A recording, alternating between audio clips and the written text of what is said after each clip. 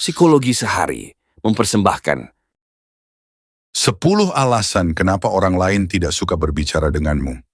Pernah nggak sih kamu merasa orang lain kayak malas ngobrol sama kamu?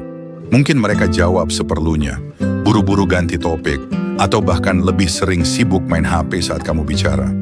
Kalau ini sering kejadian, bisa jadi bukan cuma perasaan insecure kamu aja. Ada alasan nyata kenapa orang lain nggak betah ngobrol sama kamu. Dan masalahnya, seringkali kita nggak sadar kalau kebiasaan kecil kita justru bikin orang menjauh. Tapi tenang, ini bukan akhir cerita. Karena setiap kebiasaan bisa diubah dan setiap pola bisa dipelajari. Jadi di video ini kita akan bahas 10 alasan kenapa orang lain tidak suka berbicara denganmu.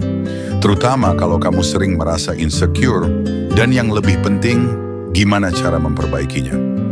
Yuk, kita mulai. Nomor 1, kamu terlalu fokus pada dirimu sendiri. Wajar kok kalau kita ingin cerita tentang hidup kita.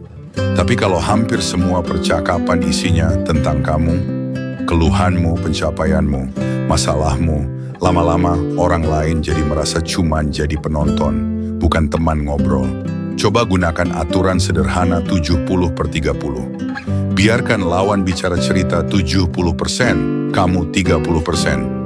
Ajukan pertanyaan kecil seperti, kalau kamu gimana? Atau, apa pendapatmu soal itu?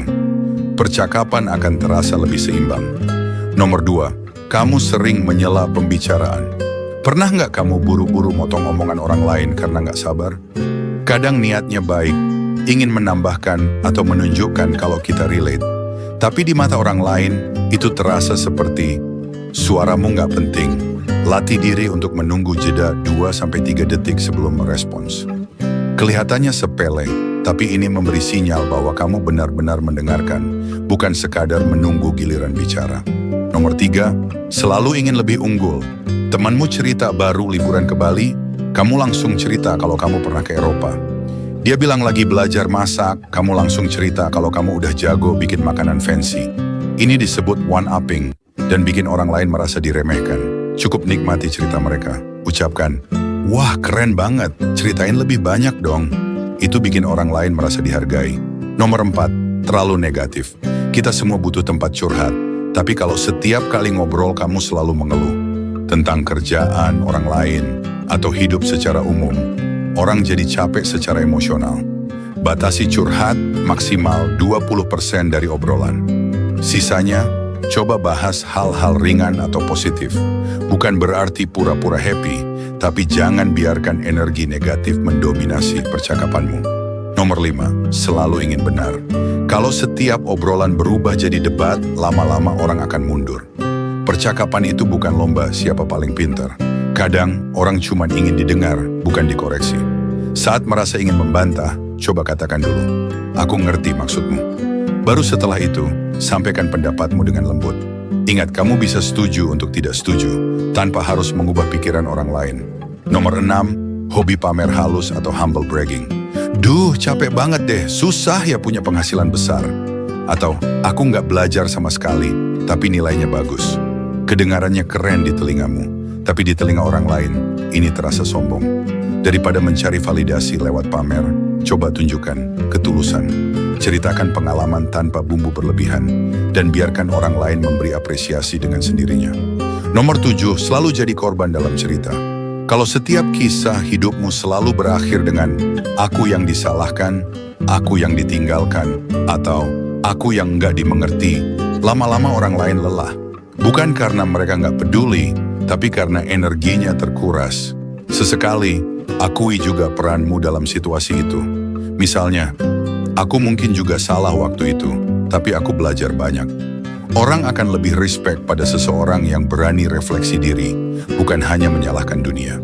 Nomor 8, suka menyindir atau pasif agresif. Ya, kalau kamu punya waktu sih. Atau, oh akhirnya ingat juga ya sama aku. Kalimat-kalimat seperti ini kelihatan ringan, tapi rasanya menusuk. Belajar bicara langsung. Kalau kamu butuh perhatian, katakan dengan jujur, aku kangen ngobrol sama kamu.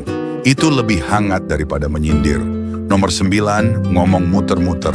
Cerita 5 menit padahal bisa disampaikan dalam 1 menit. Ulang-ulang poin yang sama.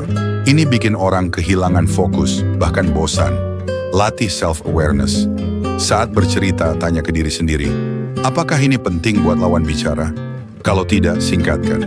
Ingat, kualitas lebih penting dari kuantitas kata. Nomor 10, nggak tahu kapan harus mengakhiri obrolan. Kadang tanda-tandanya jelas. Orang mulai cek jam, jawab pendek, atau bilang, aku harus pergi. Tapi kalau kamu tetap memaksa ngobrol, orang jadi malas ketemu lagi. Belajar membaca sinyal sosial.